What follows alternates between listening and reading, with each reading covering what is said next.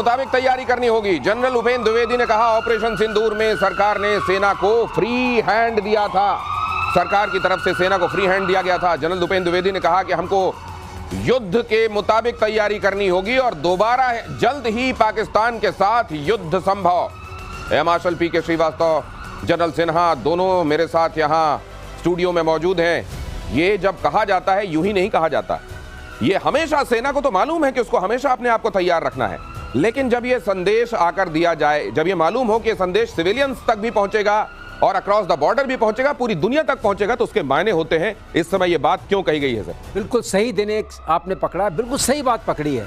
अगर सेनाध्यक्ष, क्योंकि सेना हमेशा सतर्क और सजग रहती है एक दुश्मन को टक्कर देने के लिए और उनको मात देने के लिए, लेकिन अगर ये चीज पब्लिक स्पेस में आ रही है, इसका मतलब देश को भी तैयार होना पड़ेगा, ये देशवासियों को भी तैयार होना पड़ेगा। और जब देश किसी युद्ध के लिए तैयार होता है तो देशवासियों को त्याग के लिए भी तैयार करना पड़ेगा।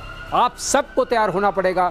ये चेतावनी आज प्रतिशोध की तरफ से जा रही है कि देखिए जिस तरह के खतरे मंडरा रहे हैं, जिस तरह मुनीर के जगह जगह जाने के चर्चे हो रहे हैं, जो बाद में हम लोग बताएंगे, लेकिन अभी देश को सतर्क रहना पड़ेगा। ये चेतावनी आ गई है सेनाध्यक्ष की तरफ से और ये बहुत बड़ी बात है। केवल सेनाएं युद्ध नहीं लड़ती, पूरा देश युद्ध लड़ता है। हर एक नागरिक अपनी अपनी भूमिका निभाता है अपनी जगह पर रहते हुए, और इसीलिए ये बात महत्वपूर्ण है। सर, कुछ इम्पेंडिंग दिखाई दे रहा है क्या आपको? देखिए, ये तो सबको पता है कि ऑपरेशन सिंदूर थमा है, रुका नहीं है, ये जारी है, केवल फॉर टाइम बीइंग पॉज्ड। उसका मेन कारण ये है कि जो हम देखते हैं जिस तरह से, और वो जो चीजें आप देख रहे हैं कि इसमें कोई आग में घी भी डाल रहा है, कोई पीछे खड़ा भी है। धीरे धीरे आप चीज शायद बताएंगे, आज बहुत सारी चीजें आई हैं जो कि एक बाहर का बहुत बड़ा ताकत इसके पीछे खड़ा हुआ दिखाई देता है और उसकी क्या परिस्थितियां। इसलिए ये कहा जा रहा है कि ये रुका है, थमा है, रुका नहीं है। और जो सबसे बड़ी बात सेनाध्यक्ष कहते हैं कि देखिए, इस बार ऐसा नहीं कि केवल सेनाएं या मिलिट्री फोर्सेस लड़ेगी, ये पूरा 140 करोड़ को लड़ना पड़ेगा। ये लड़ने की जब बात आती है तो एक बहुत बड़ा तबका है, इसको हम प्रॉक्सी कहते हैं। They are the proxy of the deep state of other countries, जो कि आपके यहाँ पर चैनलों पे भी दिखाई देता है कि नैरेटिव बिल्डिंग में वो कैसे होते हैं। तो एक देश जो हारता है, लूज करता है, वो भी जीतता हुआ दिखाई देता है। तो आपने ये भी देखा कि ये नैरेटिव बिल्डिंग की लड़ाई, ये मनोवैज्ञानिक लड़ाई, ये जो साइकोलॉजिकल लेवल पर वॉर लड़ा जाता है, ये जो बयानबाजियां होती हैं, भारत के नागरिकों को भी पूरी तैयारी रखनी होगी। सर कुछ बोलना चाह रहे हैं आपके पास ये खबर बताने के फौरन बाद, अमेरिका की धरती से मुनीर की भारत को एटमी जंग की कीचड़ भपकी। अमेरिका की धरती में बैठे हुए ऐसा लग रहा है कि अचानक पीठ में किसी का हाथ पाकर अपने आप को गफलत में लेकर आ गए असीम मुनीर। सिंधु जल संधि को लेकर भारत पर 10 मिसाइलों से हमला करने की धमकी, समझौता स्थगित करने से पाकिस्तान को बड़ा खतरा। मुनीर ने कहा 25 करोड़ लोगों पर भूखमरी का खतरा, अगर हम डूबेंगे तो आधी दुनिया को साथ ले जाएंगे। मुनीर ने यह भी कहा। अब जरा समझ लीजिए कि ये क्यों कहा जा रहा है और इसके मायने क्या है। इनके मुनीर की बात सुनिए, हम साथ जाएंगे तो आधी दुनिया को लेके जाएंगे। और ट्रंप क्या कह रहे थे कि मैंने 2 देशों के बीच में न्यूक्लियर वॉर बचा लिया है। तो ये एक तरीके से ट्रंप ने जो हाथ रखा है, जो इंजेक्शन दिया है ट्रंप ने, उसके बेसिस पे बोल रहे हैं कि ट्रंप ने कितना बड़ा काम किया है, इनको नोबेल पीस प्राइज मिलना ही चाहिए। ये भी एक तरीका है नोबेल पीस प्राइज को दिलाने का और कहने का कि मैं तो तैयार था, चाहे कोई तैयारी नहीं हो। लेकिन एक बात और बताते हैं जो होता है, हमारे सेनाध्यक्ष क्यों बोल रहे हैं, वो इसलिए बोल रहे हैं, उन्होंने एक बात और बोली थी कि इस बार जो लड़ाई होगी उसमें इंफॉर्मेशन वॉरियर्स की भी जरूरत पड़ेगी। जो नैरेटिव बिल्डअप की बात हुई थी, उसमें स्कॉलर वॉरियर्स की भी जरूरत पड़ेगी। जो बात हुई थी टेक्नोलॉजी की, और उसमें जरूरत पड़ेगी हमारे साइंटिस्ट वॉरियर्स की भी। ये सारे के सारे जो है सबको जुटना पड़ेगा। और देखो कि खतरा, अगर ये पीछे से वो हाथ पड़ रहा है तो आपको उस खतरे के लिए भी तैयार रहना पड़ेगा। तो मुझे ये लग रहा है कि अचानक हाथ लगा और अचानक एक पपेट की तरह वो शुरू हो गए, या कहीं ऐसा तो नहीं है जनरल सिन्हा, मेरा एप्रीहेंशन तो दूसरा है कि लाइनें लिखकर तो नहीं दी गई, या ये जाओ और बोल दो। एब्सोल्युटली। देखिए, जो भी जानता है, जो हम लोग सामरिक तरीके से चीज़ों को देखते हैं, जो पाकिस्तान है वो एक फ्रंटलाइन स्टेट था रहेगा और आने वाले सदियों तक रहेगा। और किसका फ्रंटलाइन स्टेट है, जैसे ही यूक्रेन फ्रंटलाइन स्टेट है, आप शक्ति की जो बात होती है वो हरदम रहेगा। देखिए चीजें जो हुई है, हमने इसको ये समझ लिया कि शायद पाकिस्तान समझ जाए, कभी भी समझ जाए, मगर वो समझने वाला नहीं। पाकिस्तान समझने वाला नहीं। सबसे बड़ी जो चीज मैं बताना चाहता हूँ वो सेंटकॉम, ये आपको पता है जो जनरल कोलेरा है, वो जो अभी जिनकी रिटायरमेंट हुई है, उन्होंने कहा था कि is unprecedented, he is our partner. ये उन्होंने ये बात कही थी, ये बात, और ये बात ये कही गई क्योंकि आउट ऑफ नाटो यदि कोई सबसे बड़ा है पूरे विश्व में तो वो अमेरिका का पार्टनर पाकिस्तान है।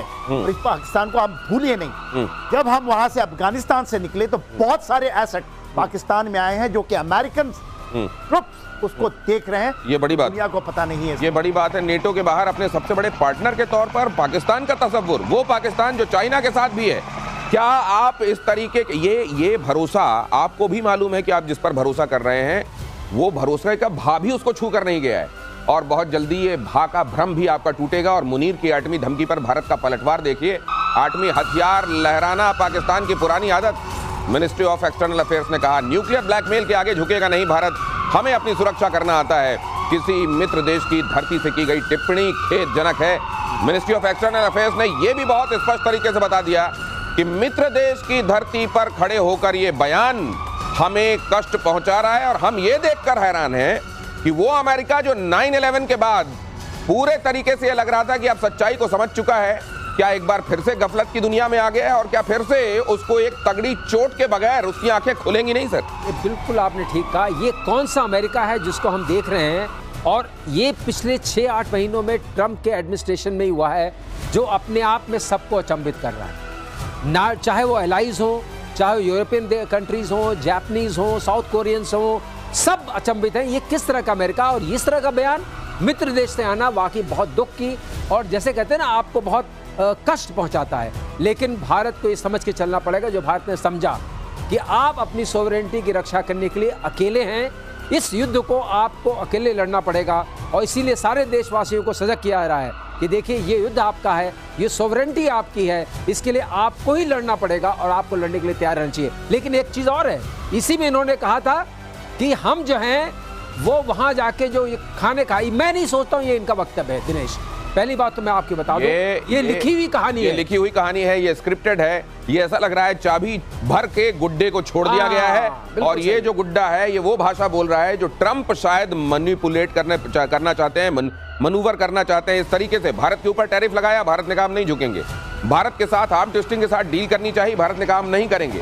भारत अमेरिका के सामने किसी भी चीज में झुक नहीं रहा है। वो सिंधु जल संधि जो भारत ने केवल इसलिए रोकी है क्योंकि उधर से लगातार एक्ट ऑफ टेरर चल रहे हैं, और वो सिंधु जल संधि जो एक खास समय की गई थी और उसको एनीवेज रिव्यू किया जाना था, उसको लेकर अगर ये कहा जा रहा है और ये धमकी दी जा रही है तो निश्चित रूप से ये असल में इंटिमिडेट किया जा रहा है अमेरिका के जरिए, एक बार फिर इनडायरेक्टली। अगली खबर देखिए, अमेरिका में पाकिस्तान आर्मी चीफ मुनीर का कश्मीर वाला राग भी एक बार फिर कश्मीर को पाकिस्तान के गले की नस बताया। भारत का आंतरिक मसला नहीं है कश्मीर, मुनीर ने कहा, संयुक्त राष्ट्र में कश्मीर मसला है।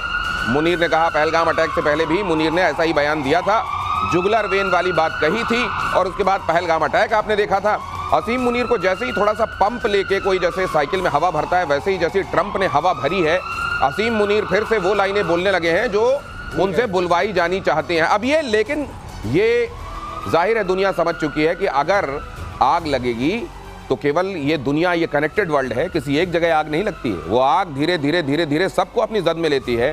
इस समय ये जो कर रहे हैं असीम मुनीर, क्या ये समझा जाए कि असीम मुनीर तो खैर उनको लेके कभी डाउट नहीं था, लेकिन तकलीफ इस बात की हो रही है कि उनको चाबी भरी जा रही है और उनके जरिए वो कराया जाए जो भारत की सॉवरेनिटी के खिलाफ है। क्या आप आने वाले दिनों में ये संबंध भारत अमेरिका के और तल्ख होते हुए देखते हैं?